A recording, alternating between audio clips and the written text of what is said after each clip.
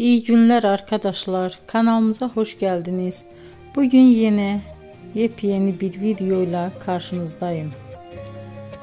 Güzeller güzeli Bircə Akalay ve yakışıklı oyuncumuz İbrahim Çelikov'dan romantik karelerini sizler için derleyip topladım.